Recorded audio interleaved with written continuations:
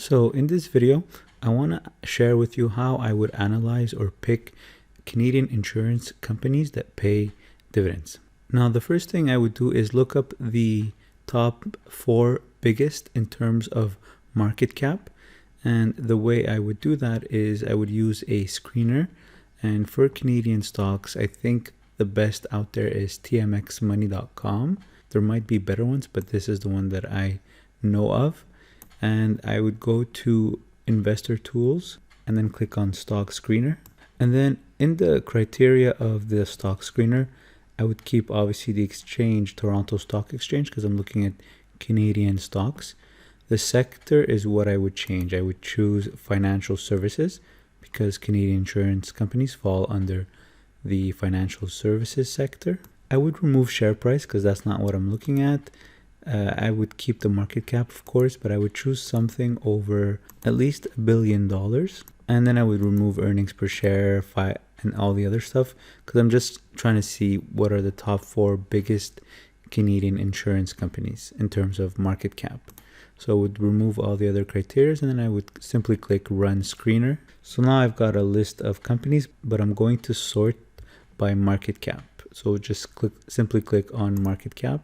And I want the biggest first. So right away you can see that the biggest market cap in the financial services sector in Canada is RBC. And you've got TD, but I'm looking for insurance companies. Although these companies do offer insurance, but I'm looking for specifically Canadian insurance companies. So right away you could see that Manulife is the biggest right now with 30 billion market cap. Then you've got Sunlife, Intact, and Great West. So I'm gonna compare these 4: Manulife, Sunlife, Intact, and Great West. So once I've identified the 4 biggest in terms of market cap, the other thing I look at is, as a consumer, if I've ever dealt with them, which ones have the best customer service, which ones I've enjoyed, which ones have a good product or service and that I know will be around for a very long time. So as a consumer, I've used Manulife, Sunlife, and Great West. And I could say that Sunlife is definitely my favorite just because their customer service is great. As a consumer, what I want from an insurance company is when I make a claim, the process is as easy as possible, as fast as possible. And with their mobile app, you can make a claim really quickly and you get reimbursed fast, very simple. They're also, as a consumer, I want my coverage to be good. I want a decent coverage for low premiums. And I find that Sunlife, compared to the others, from my experience, does that very well.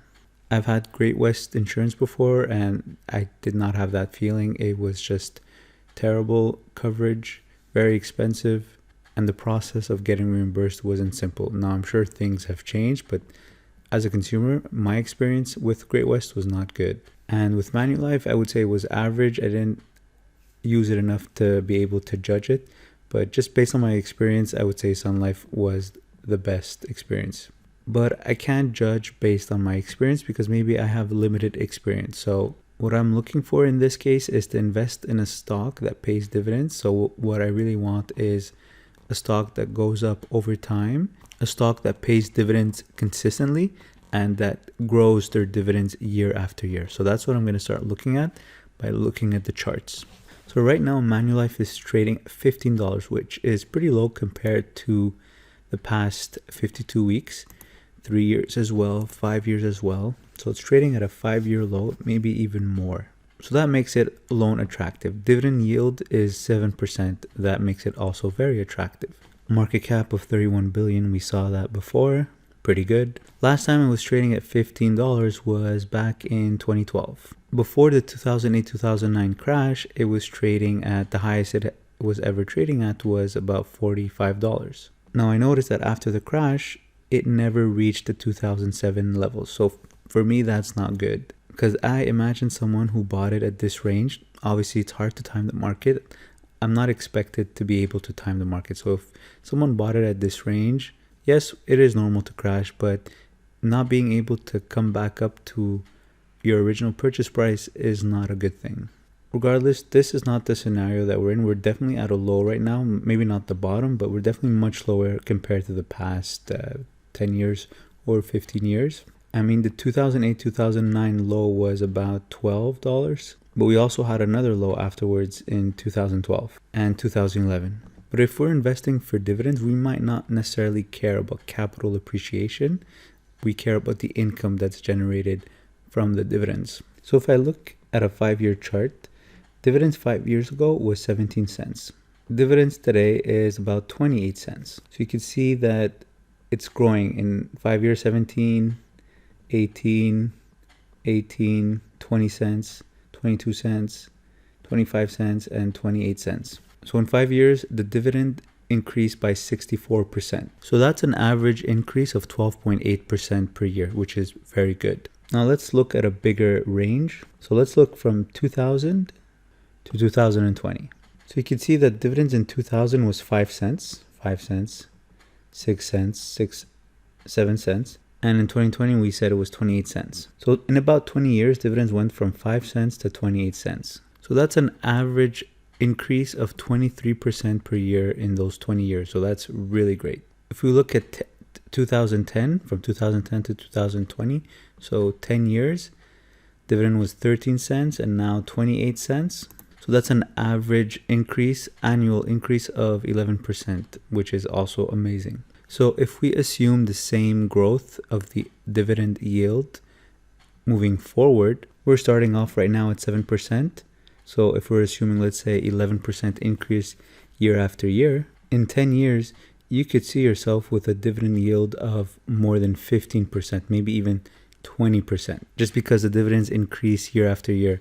So if you invest $10,000 today in Manulife, you'd be getting $700 in dividends every year. In 10 years, that same $10,000 that you invested today will be paying you $1,500 in dividends per year without you doing anything. Just an increase in the dividend yield itself will bring your dividend income from this position from $700 to $1,500 in 10 years, if not more. So even though capital appreciation might not be great on this stock, but the increase in dividend yield is amazing. Now, the other thing I like to look at is revenues and profits. So I'll go to Yahoo Finance, look up the stock, go to financials, go to income statement, go to annual, and just compare the revenues year after year. So total revenue, you can see 2016 was 51 billion.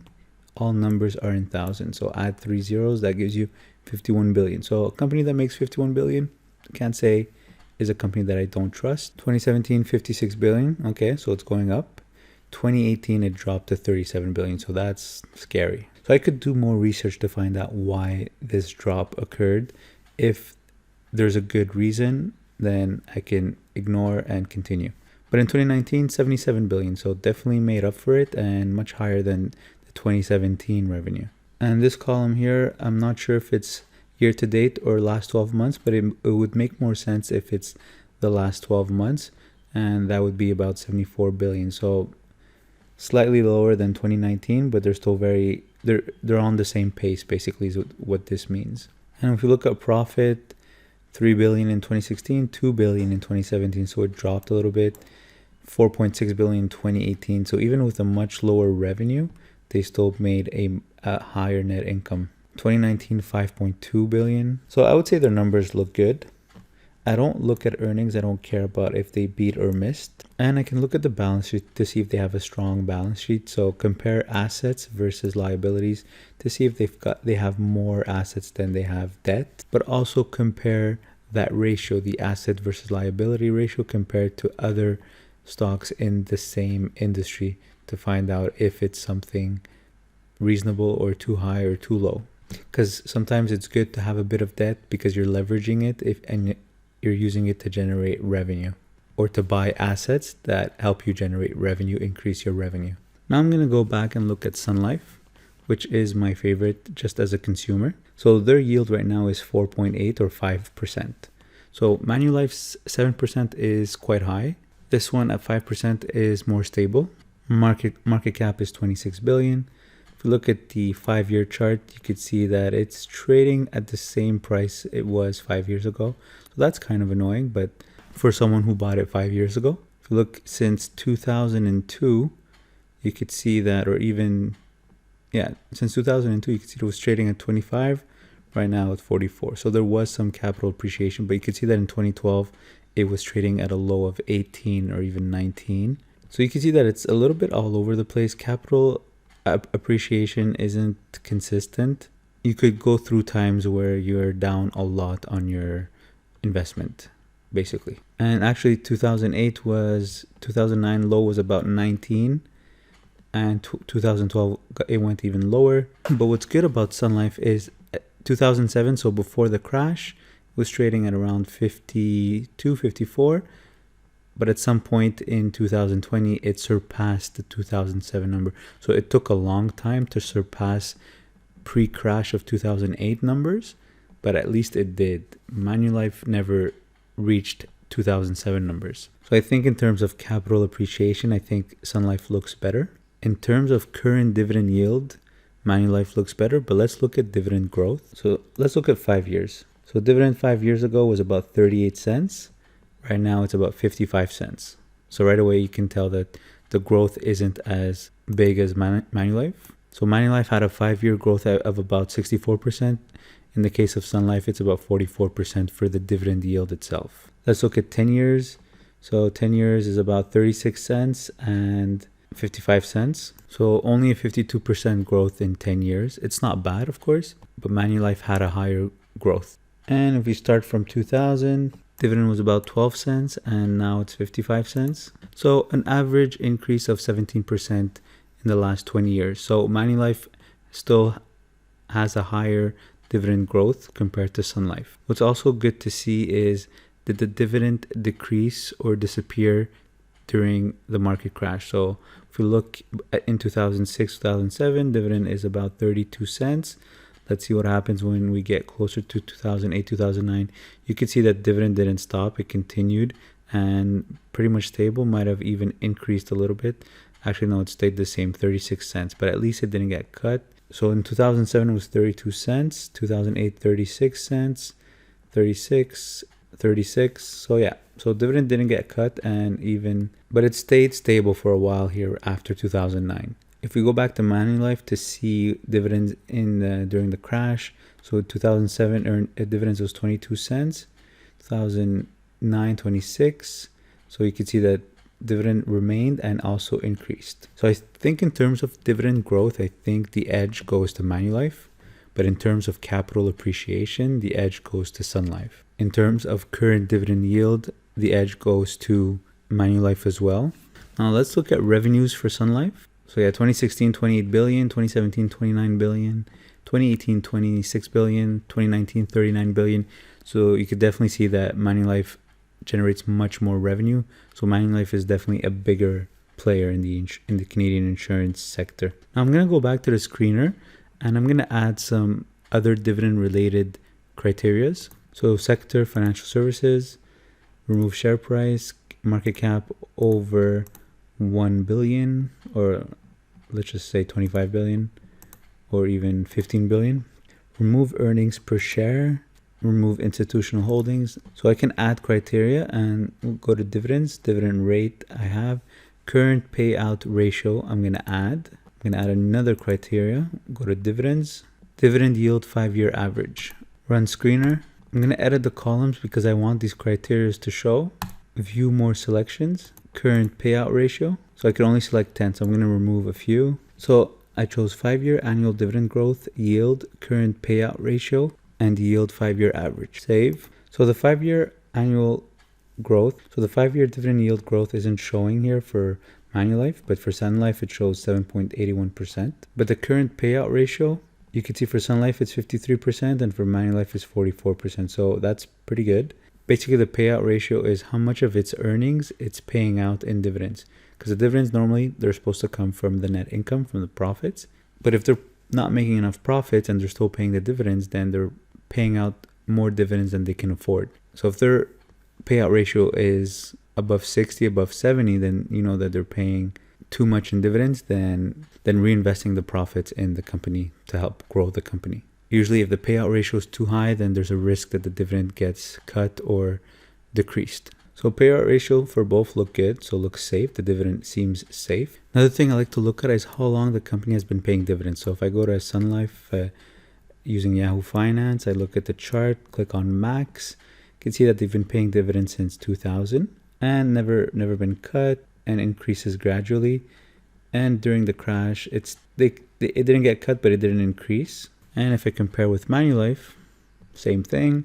So they started paying dividends at around 2000 as well, and dividends have been paid out consistently.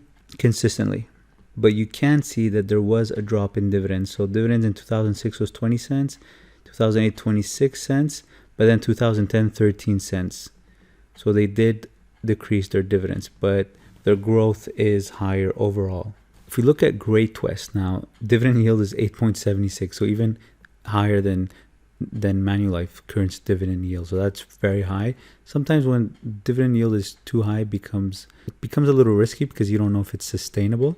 But based on the current payout ratio of Manulife, it seems like their 7% dividend yield is sustainable. The only reason it's so high is because the stock price dropped a lot. So if I look at a 5-year chart, you can see that Great West is pretty stable. Not much capital appreciation, but also no capital depreciation either, except for the 2020 crash here. So right now it's trading at 19, and the 52-week high was 35. If we look at a longer range, so if we look at 2007 numbers, so before the 2008 crash, it was trading at 36, and even in 2020 it was still trading at around 33. So I think capital appreciation is terrible because it's just not moving, and if anything right now it's trading lower. And so if you had bought in 2007, your capital did not grow at all. In fact, it dropped. And 2008 crash, the low was about 16, and right now 12 years later we're trading at around 20. So in terms of capital appreciation, I would be annoyed. 20 years, not much movement, not cool. But of course, if you look at it since 1990, 30 years, yeah, you're doing well. All right, so if we look at Great West, they've been paying dividends for a very long time now. Dividends in 2002 was 24 cents and slowly going up, actually, and then it dropped in 2005. 2007, it was 27 cents, 2008, 30 cents. So even during the crash, dividends went up, so that's good. But it's been quite steady for a while, 30 cents. And then in 2020, it's at 43 cents. So right now it's at 43 cents. And let's look at 2010. 2010, it's at 30 cents. So in 10 years, it has a growth of 43%. So that's a 4.3% average yearly dividend growth. So it's not bad, but definitely much lower than Manulife and Sunlife, but it's not terrible. If we look since 2002, 24 cents, it also has an average yearly growth of 4.3%. So at least it's consistent in its growth. On average, it's about 4.3%, but it's definitely much lower than the others. Capital appreciation is terrible. It's pretty stable, doesn't move for 20 years. The stock did not move unless you bought it in 1990. But who wants to invest for 30 years? So payout ratio for Great West is 76%. So that's getting high. So that could mean that the dividend could be at risk. They could reduce their dividends to bring their payout ratio a bit closer to 50%. So Intact has a dividend yield of about 2.5%. So that's not cool. I mean, if Sunlife has 5%, Manulife, which is the biggest, has 7%, and Great West has almost 9%, why would you even deal with 2.5%? And payout ratio is even higher than Manulife and Sunlife, so it's not even that sustainable. But capital appreciation on Intact is definitely much better than the others. As you can see, 2007 numbers, Intact was at 60, or pre-crash numbers, it was at 60, and the high it reached was 150. So definitely capital appreciation is way better with Intact, which it probably explains why the dividend isn't that high, because you're getting capital appreciation instead. So the yield isn't that high. The dividend might be increasing, but because the stock price is moving higher than the dividend growth, then the yield is dropping. Because the yield is basically the dividend dollar amount divided by the stock price. But if the stock price moves faster than the dividend amount, then you're going to get a smaller yield. So definitely Intact is the winner in terms of capital appreciation. Let's look at dividends. You could see it in 2020, it was paying 83 cents. In 2005, it was paying 16 cents. Let's look what happened during the crash. So 27, 31, 32, 32, 34. So yeah, Dividends remained during the crash and slightly increasing. And even in dividend growth, Intact is pretty good. It's got an average annual growth rate of 27% for their dividends. Because in 2005, they were paying 16 cents, and in 2020, they're paying 83 cents. So even though the dividend yield right now is low, but it's because the stock price is moving faster, but their dividend yield or dividend growth is pretty good as well, increases year after year. So it's actually a good candidate given that it's got better capital appreciation. But now the question is, did we miss out on it? Has it already done all its growth? Is there still room to grow? At least you can see that it's got a good track record. It's definitely maybe a stock worth watching. If it drops, if it takes a nice pullback, then it's definitely worth getting into because of the capital appreciation and the nice dividend yield growth as well. Let's look at revenues for Intact. So yeah, revenues isn't as big as Manulife. So 8 billion in 2016, 9 billion in 2017, 10 billion in 2018, 11 billion in 2019. But as you can see, there's consistent growth. So that's very good. So they're not as big in terms of numbers compared to Manulife and Sun Life, but at least they're growing year after year. And their dividend yield is growing year after year more than Manulife and Sun Life. So which one would I choose out of the four? I definitely would not choose Great West, so it's out of the picture because dividend doesn't grow that much and there's no capital appreciation. So I would not touch Great West. So it would be something in between Manulife, Sun Life, and Intact. So either buy a little bit of all, but if I had to choose one, and my goal is just dividends, collect dividend income that increases year after year, I think Manulife is at a low right now compared to the past 20 years. So even though it doesn't have great capital appreciation or it's very volatile, right now compared to the past 20 years, it's pretty low. So I think that it would be somewhat safe to buy it at this price, and you're guaranteeing yourself a pretty good dividend yield year after year and growth as well. And you're starting off with 7%. But Sun Life, you're starting off with 5%. Capital appreciation isn't that great. It's more steady though compared to Manulife. So there's always going to be a trade-off. So it depends on your strategy, on your risk tolerance. Intact is great as well for capital appreciation, but who knows if they've already reached the highest. I mean, 52-week high is 157. It's trading at 132. So assuming things get back to normal and it starts to go back up again, then you know that it has already reached 157 before. Dividend yield growth is also better than Manulife and Sun Life. So you'd be starting at a lower point. You'd be starting at 2.5%, but you know that eventually you'll be surpassing the others. So what I would do is probably instead of choosing one, I would probably just allocate a little bit to each. That's if I wanted to buy Canadian insurance companies that pay dividends. But these would be the three that I would choose. So just want to share with you how I would analyze Canadian insurance companies that pay dividend stocks. Now, obviously, there's more analysis that you could do, but it's not the type of research that I like doing. You could read annual reports to see where the company's going, what they're projecting. But I find, in my opinion, it's not worth the effort because you can't really predict what's going to happen. It's good to have a plan, of course, but I'd rather look at past performance. And past performance will tell me that regardless of what's going on, they've proven themselves to be able to innovate and keep up with the market and increase their market share. I don't necessarily care how they do it. I just have the proof that they've been doing it. All right, so if you have any questions, leave them in the comment section below.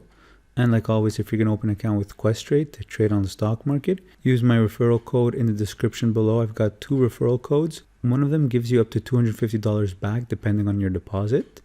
And the other one gives you $50 in free trades with a minimum deposit of $1,000. Thanks for watching.